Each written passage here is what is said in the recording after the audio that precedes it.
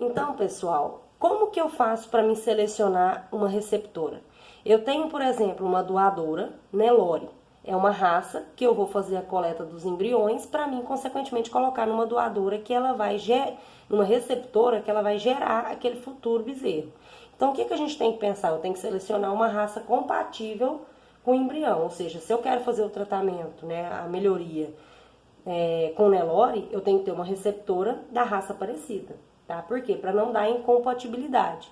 E também não haver influência do gene da receptora com relação ao óvulo da doadora, tá? Conforme eu seleciono, a primeira coisa que a gente tem que olhar é que essa receptora ela seja livre de infecções e de doenças, tá? 3 meses após o parto, esse animal ele tem que estar 3 meses após o parto e sem amamentação. Então, o que significa isso? Se eu tenho ali uma novilha, tá? E ela acabou de parir, ela vai ter que ficar por um período de 3 meses de descanso após o parto e sem estar fornecendo nutrição. Por quê? Porque esse animal, essa receptora, ela tem que chegar para o processo de transferência em boas condições de score de condição corporal, que é essencial para que haja uma boa resposta na transferência. Então, pessoal, como que funciona quando eu falo de doadora e receptora para vocês entenderem o que acontece? Então, por exemplo, eu tenho lá a doadora Nelore, que é um animal de alto potencial genético, mas vocês podem ver aqui também que as receptoras não são muito ruins não, tá, gente? Não é isso que acontece na realidade. Geralmente a gente tem umas receptoras meio gabiruzinhas, meio ruim, mas quando a gente fala em animais de alto potencial genético, geralmente essas transferências são feitas em animais muito bons, tá?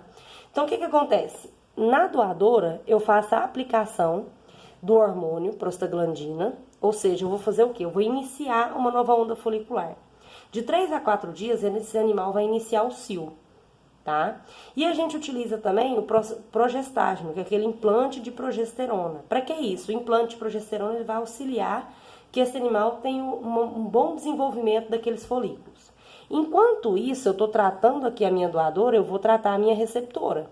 Então, a receptora, ela vai ser sincronizada 12 horas após a aplicação na minha doadora. Então, 12 horas após a aplicação aqui da prostaglandina, eu vou aplicar a prostaglandina na minha receptora. Para que isso? Porque quando essa doadora chegar no período de ovulação, a receptora vai chegar próximo à doadora. Então, quando eu tirar o óvulo lá 7 dias, a receptora já vai estar no cio.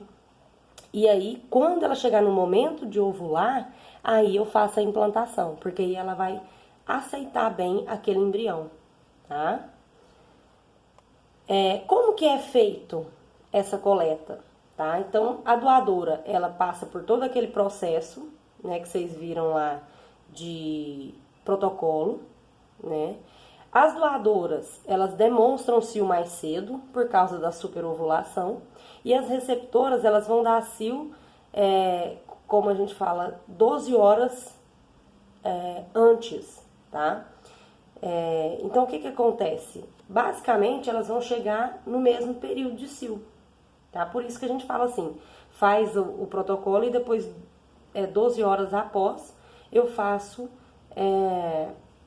a aplicação nas receptoras. Por quê? Porque essas receptoras, elas vão dar cio um pouco antes, quase no mesmo período das doadoras. Então, quando esses óvulos, né, estiverem prontos, é como se a receptora estivesse no mesmo tempo reprodutivo que a doadora. E aí ela consegue aceitar bem esse embrião, não rejeita esse embrião, tá? Como que é feita a coleta desses óvulos, né?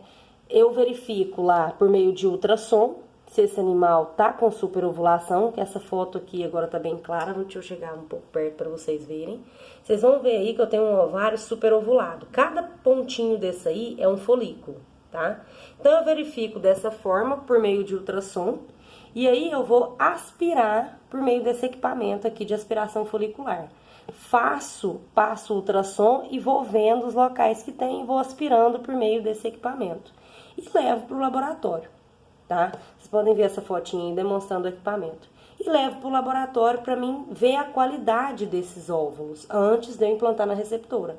Por quê? Porque eu tenho que ver a qualidade, se esses óvulos estiverem em boa qualidade, aí sim eu vou utilizar para transferência, tá? Porque se um óvulo tiver de baixa qualidade, eu não faço. Como que eu vejo a qualidade desses óvulos? A gente classifica os óvulos, deixa eu pôr aqui mais perto para vocês conseguirem visualizar. Então, a gente tem uma classificação. Qual é o tipo de embrião que eu implanto? Um embrião de excelente qualidade, tá? Então, eu tenho aqui, naquela primeira fotinha que vocês estão vendo aqui, eu tenho um embrião que ele tá todo formado. Vocês podem ver que, vamos dizer, ele é perfeito.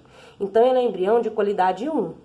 Então, vocês podem ver que com o passar do tempo, ele vai fazendo o quê? Ele vai perdendo conteúdo. Isso significa que são embriões de baixa qualidade.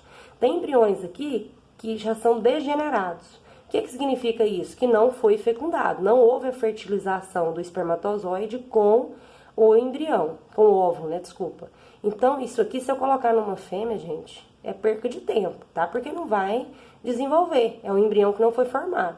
Então, a gente classifica dessa forma. Por que a gente faz a coleta e leva para o laboratório? Para a gente classificar. Porque quando eu vejo que o embrião está formado, aí sim eu vou implantar ele lá na receptora.